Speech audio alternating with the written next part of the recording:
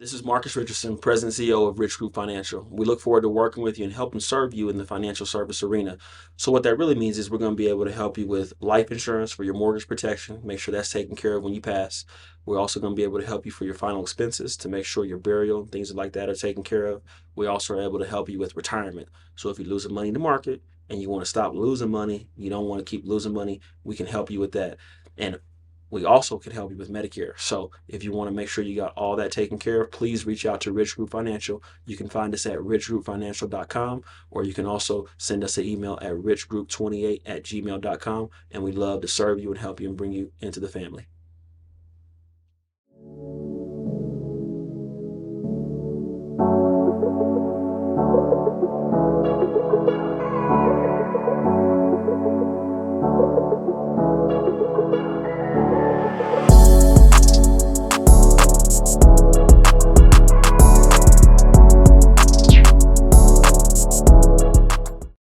And so my dad took the guy right to the side because my dad's a very prideful guy. And I'm assuming the conversation went something like, hey, can we work out something, so on and so on. And he came back and he was, the guy was like, all right, Mr. Nash, you're good for this semester, right? And I'm like, thank you, thank you, thank you. Telling my dad, hey, I'll get a job up here at McDonald's. I'll figure it out, right? So long story short here, we're about a week into classes. And I get a call down to like the admissions office. Me, I'm thinking, I'm so used to getting called to the principal's office and getting in trouble. I'm like, man, they must have found out I was in jail, I was whatever. Something's about to go wrong, right? And I got in there. Here's the crazy part, Tart. That financial aid guy sat across from me. The same question that they asked me in jail, same version, right? Why are you here? What do you mean, why am I here? I'm going to school. But why are you at Trinidad State, right? Because he's like, I'm looking at your grades, and I'm looking at how you've interacted with everybody, and everybody loves you. Like, they put me in the student government in the first week. You see what I'm saying? Yeah. Because they were like, But you're you so... were set up for that. When you look back at the programs that your mama Exactly. put you into, Exactly. you already had that skill set, and now it's being cultivated. You got an environment where it can be fostered. That's that seed part, Yeah. right? Because I didn't appreciate that then, Yeah. right? So when you talked about being able to move around the city and interact with everybody, right? And now you're in here and you're like just being respectful and hey, you're politic and just being nice to everybody. They see it. Yeah. Hey, why are you here? I don't know. Well, here's the thing, Chad. We know you don't have the finances, right? And it just so happens that we had a young lady who did not come to Trinidad State because she ended up getting married and she's deferring her scholarship to next year. Wow. Okay, that's cool, right? Like, Still not getting the magnitude. What's that got to do with right, it? right. Would you like the scholarship? Yeah. Okay. Well, here's the terms of the scholarship. Bro, it makes me so like to think about it, what happened in that moment.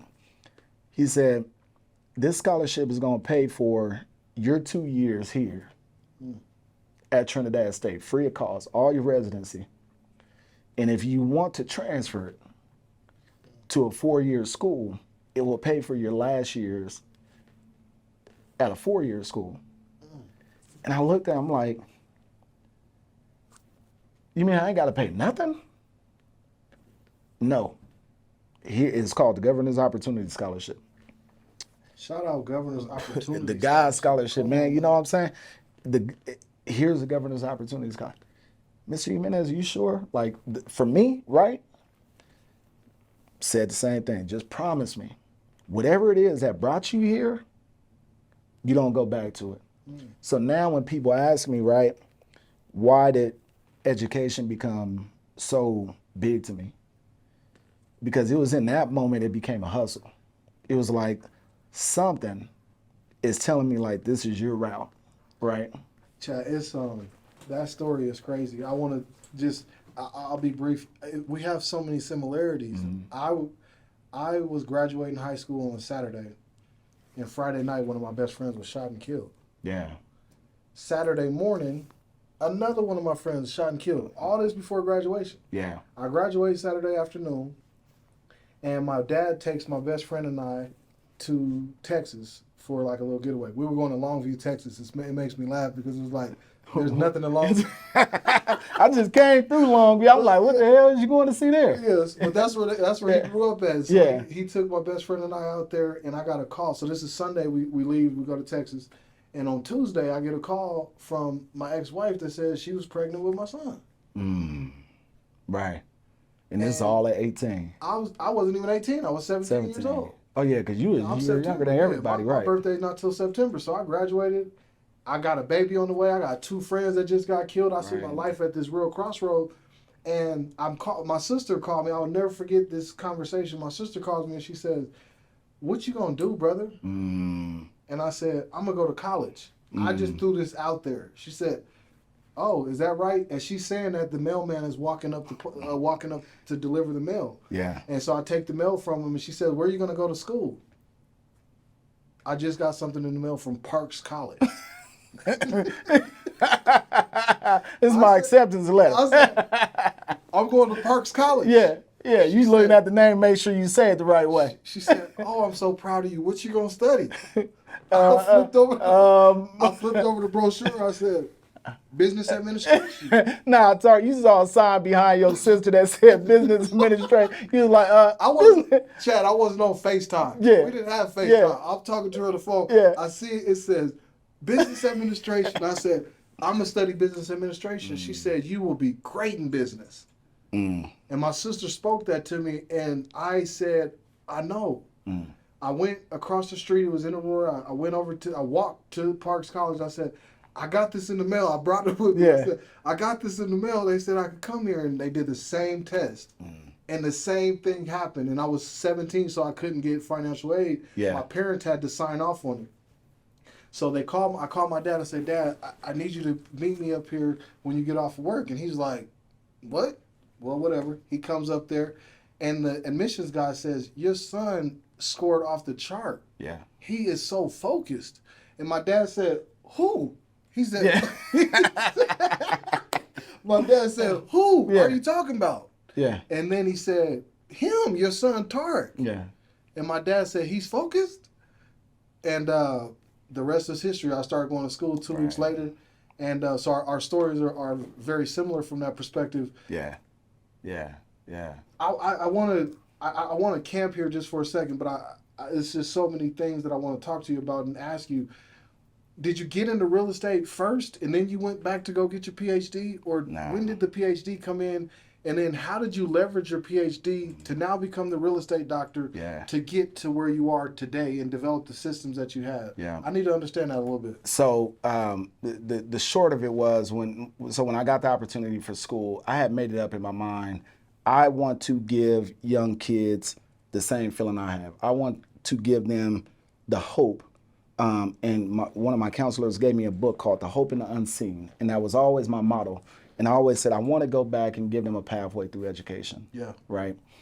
So when I was in undergrad, it was always doing mentoring programs, big brother, big sister, running those kind of things. Right. The PhD, and this is where it goes back to, was it just like, oh, he loved academics? I was good in academics. Right. And I found myself being able to catch on and learn things quickly, no matter what. But I also knew, and this was, I think you'll resonate, education was a hustle. And I started first I got afforded an opportunity through the Ronald E. McNair Scholars Program. Shout out to the McNair Scholars Program. I got put into that program, which was geared towards graduate education. Okay. Not because I wanted to do it, but because my professor at the time, Dr. Antonio Kalu, said, "This is something you need to do." All right, I'll go do it because I like her, not because I want to research. They prepare you for masters, right? And it was like, you got to be geared towards masters. Okay, now they're talking about they're going to give you free money. Okay. To get a master's. Here it is again. Here it is again. All right, I'm going to keep riding this wave, right? Got a chance to do that. And then it was like, you know what? I was always so scared about my background, right? It was like this dual consciousness. Yeah. It was like you had Chad from Montbello that nobody knew. Okay. And then you had this emergent scholar. And I knew at some point those roads are going to cross. Yeah. And when they cross, right, is when typically you're applying for jobs. You can have all this education. And they're going to ask you, have you ever been convicted of a felony or a misdemeanor? Target. That was it. So the paranoia kept you going. It kept me going. And this is what I tell people. The education for me mentally became a hustle to overcompensate. I said, if I got this opportunity, I get a master's, half of these people ain't gonna ask me about something I did at 18. That's right. Oh, now you're gonna let me get a PhD? As a black man, nobody I know got a PhD. And now I can easily say, you know what, that was a part of my life back then. This Now you is got me a now. testimony. Now you got a testimony. Yeah. But it was also a strategic thinking on it. Like to say, I don't want to have to sit in front of a TARC or a boss or to have to always explain my background. Yeah, man. Right? That became my hustle. And it was never because I was just like, oh my God, I want to learn more and more. I grew to love it, but it wasn't because of that. So the part about the PhD, right after my PhD was in research and evaluation methods, educational policy. Okay. Because I knew I wanted to work in the education space. Worked in the education space probably a good 8 to 10 years before real estate. All right, thank you all for joining the show. Just a quick reminder, if you like the content that you're receiving and you want to help us out, we really would appreciate that. If you want to help, you can go to our Cash App, which is $, the Pro Formula, or you can go to our Patreon account, which is patreon.com/the Pro Formula. Thank you so much. Your support means the world to us. What made you pivot into real estate? I got fired. So to be point blank. So let me give you what really happened, right? So as you start to become like this scholar and people are calling you Dr. Nash and all this and that, and that was the first part of my life I thought I arrived. Okay. Right? It was like, oh, I'm on my way to being a president of a university or a college or something, right? Black man with a PhD. Yeah. Like I was unstoppable. Right? And you were a unicorn. And you were a unicorn and you had a testimony. Yeah. I just knew where my life was going, right? Yeah. And so I worked in fundraising spaces, policy places in my spaces. In my last job, I won't say the name of the district, but it was a local district here. And it was a senior level leadership position. And I just knew nobody could touch me. Well, guess what? They touched me. Were you a little arrogant at that time? Yeah, absolutely. And not arrogant that I looked down on people. No, I understand, but just maybe you just had your head, you felt like you was all that. I just knew life was going to be good for me. Yeah. Were you making good money at this time? For an educator. Okay. Right? Absolutely. PhD, right? You notice you had to change that. Yeah. Yeah, and that's part of the This new version of Chad's doing way better than the and that's the education part version. of the testimony piece, right? Because when we've talked about this, how life changes, right? In that spectrum, I thought I was King Kong. CEO came in, actually as the CEO came in, sat me down. We no longer need your services. What? You see that look you just gave? That was what? What? You don't need my services. Like, I'm the poster child for these programs that we're running. Yeah. Like, to create access. We're downsizing. We're going a different direction. We don't need your services anymore. We're going to give you a severance. Wait a freaking minute. This everybody else had always put out a platter, right?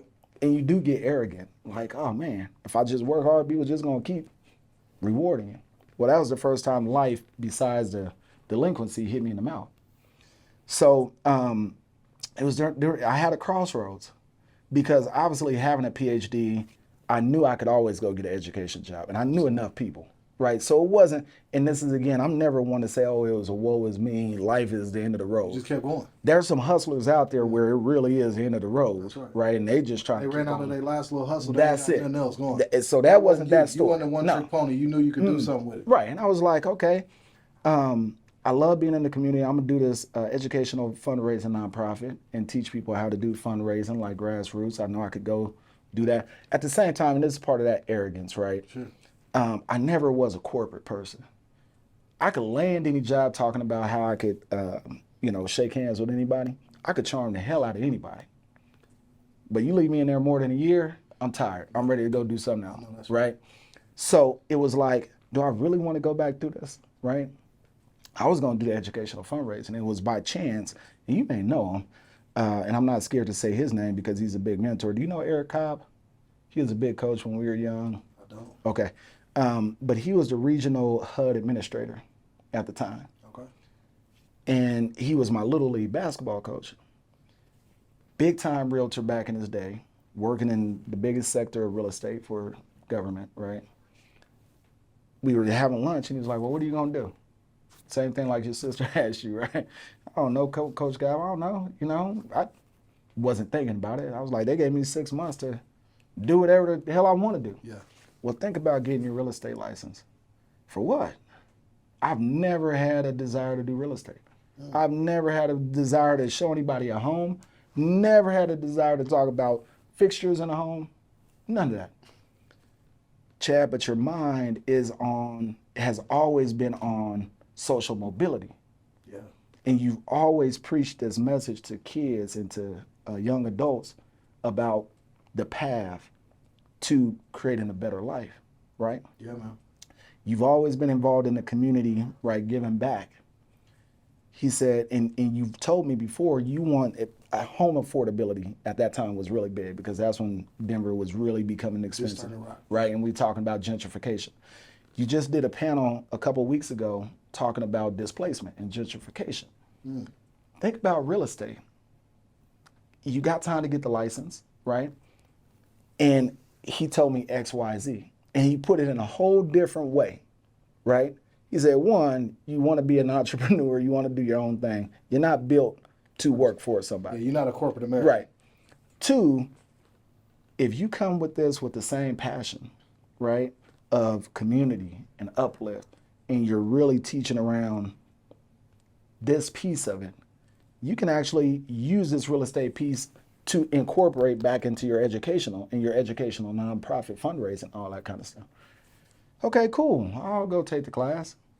Again, just like you, just like me, get in the class, you blow everybody out the Knocked water, it out. right? Yeah. Professors coming up to, or the teachers coming. God, you're like, yeah, can you help? You want to teach some of this to your classmates and lead this, and cool, right? So you're already getting this momentum, but here's the competitive part, right? I'm looking at people who are in that room, and I'm like, what in the, right? Like, these people don't take it serious. Old people just no clue what they want to do. And I'm like, you're telling me that this is what this profession is looking like? Like, this is the quality, right?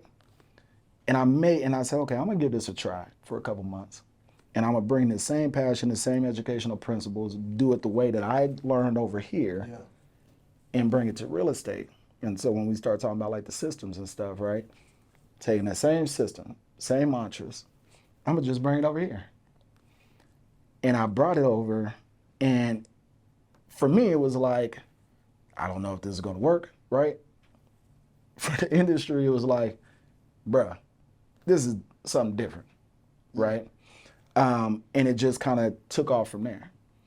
And it just became the first few years, it was keep your blinders on and keep doing it for the right reason. Life changed. After your first commission check, you're like, hold on, I made just. What was that first check? I had to be like 15, 20,000. Your first commission check, 15,000. You looking at it now like saying, okay, I'm up to something. I might be able to do something. Because my highest salary, going back to your question, right, in education was 90 for the whole year. So you just did that, and you got it, yeah. In one transaction. One transaction, right? And I was like, so did the light bulb wait a click in freaking at that minute. point? And you said, okay, Right. I can make some money like this. Because then it became the universe rewards. You've read The Alchemist, right? The universe rewards.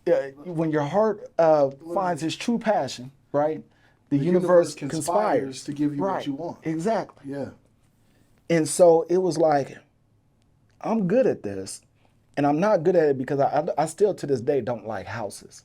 I could care less about a house, and we've had this conversation. Yeah, I cared about the concept of ownership, and I cared about the historical principles of why we were marginalized from ownership. Why did, like, and I love, I get it, I hear it, but like, Why do you care so much about other people? Because it was the same thing with education. When I went back and looked at why did 10-year-old Chad, why was he so susceptible to growing up and following this path? Yeah. And he somehow had mentors placed in his life that redirected him. Okay. Why do we not all have that opportunity? Okay. Why do we all not have a Chad and a Tark to look at and be inspired by? Yeah. Why are our role models the OGs or athletes, right? That was what I was passionate about in education. Yeah. How do I give them a frame to say this is possible? So then, but that's your bubble, right? And it says if you're born on this side of Peoria or Colfax, Yeah. you don't got those role models, right? If you don't have access to this, you're less likely to be able to go to a Harvard or UCLA, CU Boulder, where at Parks College, whatever it may be. Same thing in real estate, right? And that's where, when I look back at how he was breaking it down, he said the real systemic issues come from ownership. Who has access? Who has property? And you think about us as black men, right? Wealth building. America was built off the principle of ownership. Who had it? Yeah. White folk. Who, right? And now when you start, and I was always in a history and thinking about the lending and the finance and who had access to loans. Yeah. Why did we get pushed out to Montbello? Let me just share this. I know we're short on time, but I got to share this with you, right? Yeah. So when my dad came here in 1978, right, from Arkansas, he had his VA benefit because he was a veteran, and he had my mom, and he was working for the railroad. He had two places that he was looking at properties. One was in Wash Park. This is 1978, when the houses were dirt cheap. One was in Wash Park. All the white folks lived in Wash Park. The realtor told him, we got a new area. We got a new area. Come on, realtor. Right? That's cheaper. Come on. And you may find it more appealing. Wash Park, Montbello. Where did he go? Montbello. Montbello, right? And you think about that. Yes. You think about my mom to this day, and it pisses me off so much because to this day, she remembers that exact address. You know how much that home is no longer there, but the home that's sitting on that land, $2.5 million. That house, on that piece of land that she could have had. Imagine that's your life. You start off in a whole different race. You start off in a whole different race. Different category. And unfortunately, I think it's a shame on that real estate agent, if I could be completely honest. But that's what it was. Yeah, it's like you didn't even want to educate You didn't. You just was looking at it. One, it's the real estate is, if you look deeper than just a house, when you look at segregation, you look at ownership, real estate is the epitome of what has divided this country. Yeah. You see what I'm saying? I do. And so that's when it became about the people and saying, I can affect change and I can give hope or inspiration of a blueprint Yeah. of to say, we got to start here. You see what I'm saying? Yeah. Like, And I just happen to be good at it too. I want to know if you were wanting to give some advice to like, because on this show, it's not like your story is just, I could do this all day. I love talking with you, brother. You are such a wealth of knowledge. But let's talk to that real estate agent who's stuck right now. They haven't had that success that you've achieved. What's your advice to them? Yeah. And that's one thing I'm really focused on for this year and next year, right? One, it's the quality of the industry, because unfortunately, real estate is kind of this fallback career, even in my case. Yeah. Right? Wasn't what you set your heart out to, but it's ended up what you fell into. Right. Now I was blessed, and I came into real estate with a lot of cachet that helped me propel quicker. Okay. A lot of agents that I see don't have that cachet. It truly is a fallback. You know, I was working a 9-to-5 over here. I got let go. I'm gonna just try real estate, right? And what I would say for them, because they all look at me and they're like, how did Chad do it so quick? Well, Chad had a lot of stuff going for him too. But there are some principles within there that I think could help Talk about anybody. So one, when I got into real estate, and it's so funny we're talking about how all these life lessons, right? So one of the first things that new agents are taught to do, if Tark gets into real estate, you go to any of these homogeneous uh, agencies, they're going to say, Tark, focus on your sphere. You heard this term, Yep. right? Focus on your sphere. That's where you're going to get the business, right? But they don't tell you, and especially in our community, there's a lot of dynamics that go on with that, right? And I won't go into all the dynamics. We'll be here all day. But it's like, all right, if you go tell Tark, focus on his 20 closest people, right? And Tark is not Chad. Tark doesn't have, and not you, but I'm just saying. I don't have your network or Right, the this person PhD, doesn't have right? a PhD behind. I was able to come in quickly, Yeah. and people took that trust. It takes agents a lot of time to build that trust. They're focusing on people, and it becomes a psychological thing because you're telling them to focus on their 20 most trusted people, but they haven't built that trust, right? Just real quick, how do you build trust? Yeah, so let me get to that point, How do you right? build a trust? So by them going to them, now they're feeling defeated in two ways because their own folks ain't using them, Yeah, man. right? Their own folks is going to use Chad, right? Yep. What I did was you have got to build social proof of who you are and why you are doing this. And people, I don't think people give the consumer enough credit to say, I'm choosing this person for authentic reasons. They look at it like, oh, real estate agents are a commodity. They're going to choose me because I look good or I say I can buy and sell. Oh, there's educated consumers. So building the social proof, and this is how I did it. For me, it goes back to that getting outside of your comfort zone. I did the opposite. I said, you know what? I have April Denman, I have Delroy Gill, I have all these black realtors that have been doing this for a while, right? I need to get out this lane because people are comparing me to them, and I don't want to be compared to them, right? I need to create my own identity. Okay. So what I did was I did open houses my first year, and every weekend I said, I'm gonna do an open house. And not because I just wanted to hold a sign open house. Here was a strategy.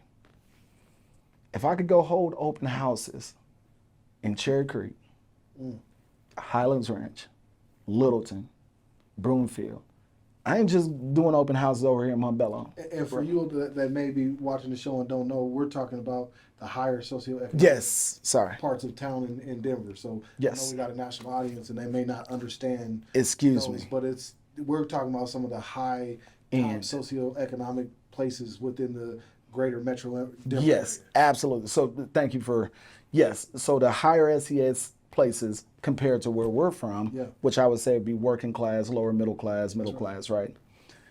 Part of it was like, I'm gonna get out of my comfort zone. I'm not gonna go back to Montbello and sit there and try to compete or whatever because one, people know me That's right. and they know Chad's And like, background remember too. remember Right. Chad was at the Gilliam. Exactly. In the Gill with him. So Exactly. they may not even believe you. And I said, you know what, if I could get into these exterior Yes. spheres, I like that. and it goes back to that part where I always said I could charm, right? And I know that I know what I know, and I'm educated. So I looked at open houses in these other communities as job interviews. The same skill set that I learned, getting into graduate school, graduate interviews. Just be on your best and know your stuff, Love it. and charm, right? And I took that, and you find attraction. And so you're finding people that don't know anything about you. They're only judging you based on the person who shows up in front of them at that moment. Does he know? And is he likable? Right? And I started having tremendous success with people that didn't know me. And what I did was I promoted it, right? Facebook, social media. It was always, and it was the testimonials. You probably seen that early in my career. It was always a testimonial video. That's what we bought a house. I mean, we sold our house with you, and it was scientific. Right. I mean, this was not your. This was a sign. This man has a system that is just so focused. He told us everything that was going to happen. He reverse engineered it. So we began with the end in mind. We started with where we were going to end at, and there was times along the road I was like, man, this dude is ambitious. I said, this brother is ambitious until that house closed. Right, he's like, oh, I okay. had to run out of town Right. when that happened. But see, now take you and take your awesome wife, right? Because you are two of the most meticulous individuals, educated when you're talking about business. It wasn't going to be Tark or your wife just going to pick Joe Schmo off the street to sell your house. That's right. Now you take that and say, Chad took that same message to communities outside. Yeah. Same presentation style, right? Let me break it down. Let me make sure they're educated. They feel empowered. They feel good. They got a system. And I was able to show that, right? Now, when I come back to my community, it's like, wait a minute. We know the guy's heart. We know who he is. We know why he's doing it. Even the adversity, right? It becomes a pro. We know how authentic it is. Chad ain't ever going to come at us like he's way up here. Yeah, man. But he's also at the top of his game. He's also one of the top realtors, and he just so happens to look like me. So it provides a two I love level. it. Does that make sense? Oh, I love it. I think you're there. I want to ask you if you could just break down what is a day in Chad's world? What does that look like? When do you wake up? What is your routine? Yeah. And just walk us through that, because I think sometimes people don't know that it doesn't, well, people don't understand that it didn't happen because you just woke up and thought it was going to happen. You actually are very strategic. Yeah. Talk to me a little bit about what your daily schedule and routine and regimen looks like. Man, I wish, I wish that the cameras could see my phone, right? I'm very structured. So I'm going to talk, because I think I'm in a different place schedule-wise now than when I was. Getting on. Right. Okay. You know what I mean? But at that point in time, I was a meticulous time manager. Okay. Right? So time management is a huge It is, component. bruh, that is my secret weapon. My calendar is my secret weapon, right? And we Talk about it. Right. Talk about that calendar. Let me show it to you. What do you want me to show it to you? Nah, I'll show it. Oops, I'm sorry. I'll show you kind of just a. But it's organization, as he's getting this pulled up, it's organization that goes into, time management. It's not. Right. So you see this color coding. Oh, yeah. Right? Yeah. And I wish I could show everybody on there. I'll just show you across, but they can see the colors. This is a system that I employed the whole time. And it said, we get pulled in so many different directions, but you got to be intentional. And I call the success of real estate is chopping wood. Okay. You got to be consistent. And you got to find a way to every day consistently be doing things. The second jewel, just in case you weren't listening, the first jewel was time management. The second jewel is consistency. Consistency. You got to find that consistent routine that works for you. You got to be willing to go out there and chop the wood and do the work. And for me, it said, you know what? I have a daughter. I have a family. I like to do fun stuff, right? All that. How do I fit this in and make a life that I want to create? I got to be true to this profession. I got to give this profession time, right? Okay. And so every day, I would just time block. Here's my 3 hours, here's my 4 hours, just consistently doing one activity. Next day, consistently doing this activity. Next day, here's what I'm doing for marketing, right? So people would ask me, how much time do you spend, let's break it down this way. How much time do you spend goal setting? Yeah. How much time a day do you spend marketing? Yep. How much time a day do you spend with your clients? Yep. So, and I'm trying to think back. So I used to have like these, I call them Sunday goal sets, right? Okay. And I would take 3 hours per, not as much anymore because it's a routine, but when I started to say, what are going to be my 10 activities for this week, right? Who are going to be my 10 to 15 clients that I'm going to engage? What's going to be my outreach to attract new clients? What are going to be my 4 or 5 social media posts? Because, and here's the secret, right? My social media, everything that I would post was strategic, right? Because I knew I never wanted to come off as that realtor of, hey, I can help you buy or sell. I don't think you ever saw one of those, right? But I knew that if I could attract and keep eyes on me, right? For every 4 posts of lifestyle, you probably remember I would always post like I might be eating somewhere cool or doing something, my daughter, right? Because you're getting people looking. Then I slide in a little testimonial, right? Oh, guys, by the way, this is the platform that's helping me to do this, right? Yeah, okay, now let me get back to a lifestyle. But it was all strategic. It all came from that Sunday planning, right? So what is my Monday motivation gonna be? What is my Tuesday thought gonna be, right? What is my Thursday takeover gonna be? What is my Friday foodie gonna be? And is this like a Sunday? I'm A sitting Sunday. down, I'm mapping it out. For Mapped 3 it all hours, out. I'm gonna have it all set together. Mapped it all out. You're not gonna get where you're trying to go if you don't have a plan. Imagine you're on a highway, you're trying to get to a Yes. destination that you've never been to. If you just say, "I think it's over there," you'll never get there, or you may get there by luck. Yeah. But it really, you got to put the address in the GPS so that the GPS will take you to where you're trying to go. Tark, Is that what you're saying? let me go back because you just said a key word, luck, right? Yeah. And this is what separates the sustainability, right? Oh, Because there's a lot of people that can get into any industry quick and have dumb luck. Okay. And I see a lot of this with realtors. They get in, they get those $15,000 commission checks, they get 2, 3, 4, they think they're King Tut. I say, okay, come holler at me in a year. I want to see where you are in a year, right? What was your plan of sustainability? And that's that goal setting and being intentional and saying, if you don't create a roadmap, a weekly roadmap, a daily roadmap to where when you look at your camera, not your camera, I just looked at the camera. When you look at your calendar, right, to say this is what I need to be doing from 10 a.m. to 12, and then from 12:30 I need to be doing this, and then from Did you always do you always stick to that? Or is there times where you're like, man, I fell out? Like, I get it. Yeah. You're not a robot. right. But are you pretty consistent with that schedule? I am. I would say I was probably about 80% consistent, but this is why, because if you account for in your schedule flex time, Yeah. right? Lifetime, Yeah. right? And so I would always say, hey, every day I always need 4 to 5 hours of just life, right? Yeah. That may be my daughter wants to go to McDonald's, right? I need to go check on my mom. And what you do is, even if your lifetime was from 5 to 9 p.m., right? Okay, well, now you need to do lifetime at 1 o'clock because there's whatever's going on. She got something going on Right. at school. Okay, well, those 2 hours that you missed got to go on to Replace the them back. somewhere else. Okay. They got to go on to So the it back may of the not be schedule. in those exact slots or in those time blocks. It has to get but done. It's going to get done in It's that gotta course of get the done. day. What time do you wake up? When I was grinding my hardest, right, I was probably up 4 or 5 o'clock in the mornings. Now I'm still up probably about that same time, but you know I'm an avid golfer, right? So now, and this is I'm saying this is inspiration, right? Because it took 3 years of this grinding mindset, waking up 4 or 5, 6, getting on it. What time you going to bed?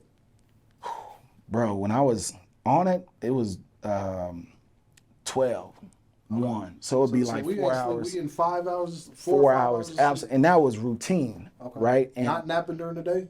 not napping. I'm Bro, moving. and- 19 hours out the day, I'm grinding. And it's so funny. My girlfriend, she would say, "I remember how this is now, right?" She was like, "I remember how hard you would grind, right?" And she'll make jokes. She's like, "You don't do any of that anymore." Well, that's because one, The systems my systems work now. But she'll be like, "I mean, you were just like on fire." She's like, "That's what attracted me to you, Yeah. right?" So working up grinding, going to sleep grinding. Now I'm at a space where I say, you know what? I'm still gonna wake up at 5 o'clock. But Go get 18 in one. I'm gonna play golf 4 hours in the morning. That's my workout, right? So I become intentional. Yeah. But I also say, okay, if I know I'm not going into the office till 10 o'clock, this time got to be made up somewhere. Are you taking clients with you to golf? Absolutely, it's all Okay. strategic. So we're still building a business, It's all. building a brand. And now I'm at a point in my life where I'm building a brand-based business, a personal brand-based business. Everything I do is around what Chad likes to do, but it feeds back into the business. Talk about that aspirational luxury.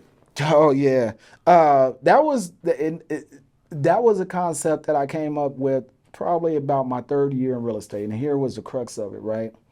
Because you find success and people are kind of pushing you to become a mode of agent that they think you can be. Yeah.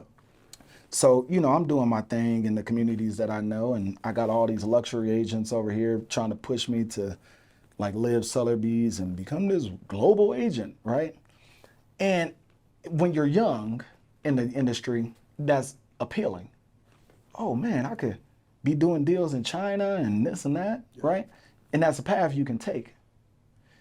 And I would look at it, and it took me a little bit to learn that's not the pathway I want to be. Could I do it?